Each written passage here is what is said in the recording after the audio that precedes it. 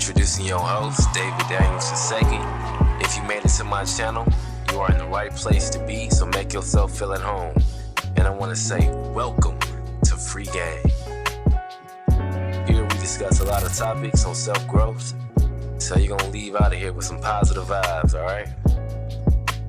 I want to say, make sure you like and subscribe if you like what you see. Appreciate it.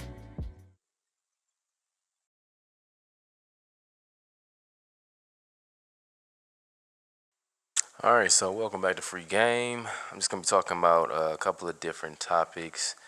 Trying to find some different things that are trending. But, yeah, I'm going to talk about a couple of different topics that might be on my mind. The first thing first is I want to talk about what is my expectations for the Detroit Pistons of next year. I like what I'm seeing between the fact that Asar and Cade has definitely been improving. On the other part of Jaden Ivey has been getting healthy, and the pieces that we placed around our young guys, I'm comfortable with it. I ain't want them to get any super big names because that's going to draw a lot of attention for the development of your players. And to be honest, what you would have to give up to keep those players is important. You would have had to give up a lot just to get some of these big names that was floating around. So I think we got Duncan Robinson, which he was a solid pickup. We'll see what his defense can do, but I do know that he can shoot the ball, and he's a big man that can he's about 6'8", so he can play that small role, that small forward to power forward if needed. But we'll see where we have him, and LeVert. So, you know, if LeVert stay healthy, I mean, he's a solid pickup, no question about it. The only problem is injuries. Hopefully that he can play enough games. I do want to see that if Dennis Jenkins can get some run as a true point guard, coming up from the G League. He's a young guy. You know, I did see something that was in the talks about Rondo wanting to be a mentor to Cade, and man, I think that would be excellent. I think that right there would go so far if Rondo can actually be a mentor. To be honest, it's like Cade has never really had a true mentor for somebody who can mold him to be better and go to that next level. The people that he had around him was complimentary, and it's like it's hard to look up to somebody who is a piece to help you navigate as a player. So I would love to see Rondo come in, do his thing. I do think that we do need a good backup four, but you know, time will tell. We'll see. It's still a lot of time left to figure out if we want to get a good solid backup four. To be honest, if the way Ryan Holland was playing, and he's 6'8", you know. If he put on a little bit more muscle, I can see him filling that role comfortably. If his shot is still falling, he's playing aggressive with defense, then I wouldn't, feel so worried about him playing that role. I had high hopes for Bobby Klintman. He is about 6'10". He plays good, plays solid, but things is just not. I don't know. This summer league, it was some things he kind of stepped back a little bit, and other people stepped up. So the Dennis Jenkins stepped up, the Ryan Holland stepped up, Tulu Smith was stepping up.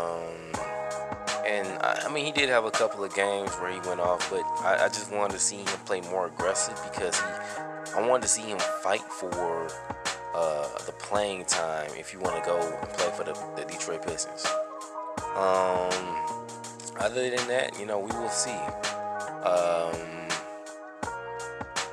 feel like it's gonna be kind of hard to replace Malik Beasley, and to be honest, I don't know. I really don't know where they might be. Marcus Sasser is a dog. I like Marcus Sasser. And I think he's a true shooting guard. It's just I want to make sure that he's placed properly where he's set up to be successful. So what I'm saying is, you know, your position is based on who you can guard, and he's a small guard, so sometimes he gets lined up in that role of playing defense on the point guard, but he's a small guard. So I don't know. I think Dennis Jenkins will fit a little bit better, but they might put both of them out of there. Just if you do it, put both of them out there. Put Dennis at the point and let Marcus Sasser play the shooting guard. I think you will have better success with that. And the fact that we did get Paul Reed, he resigned. Isaiah Stewart. But T-Lou, man, he showed me some things. It wasn't the fact that, he was super athletic, and he is. It was the fact that he was catching passes in the paint during traffic and catching and finishing. He also had a court vision. He was seeing people who was cutting. Meaning he knows how to run plays, but he's not scared of the moment to catch the ball. The problems that we had with James Wiseman had the height, but sometimes he couldn't finish the plays. And it was creating a liability from that standpoint. And so that's the problem that we had. So I want to see him, possibly put him on a two-way contract. I think Dennis Jenkins and T-Lou Smith might be on that two-way contract. Like I said, I thought Bobby Clement would try to sneak in there. He probably still can, low-key. I just felt like I didn't see enough from the standpoint of the Summer League. With that being said, can't wait for the season to kind of start up. I was hyped up during the Summer League. Can't wait to see them get out there.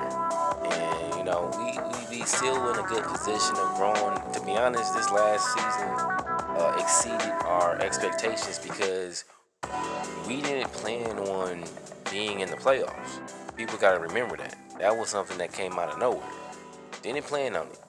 So with that being said, we are in a good, comfortable spot. We don't need to move off emotion. Just see what we got, see what happens when we are all healthy, and we can make adjustments. We still got a lot of time to figure it out. But yeah, hopefully everybody's staying in the gym. I know Asar's been doing this thing. I heard he's been overseas with his brother. I think he was in Spain for a little bit. But I want the goal for Asar that I want to see is him step up offensively, because we've seen what his brother can do. I know Asar can do it. It's just the fact that you have to have a full offseason where you can be productive to get to that point. Like, look at OTE. He can do it. It's not like he's gonna run from the moment. He can do it.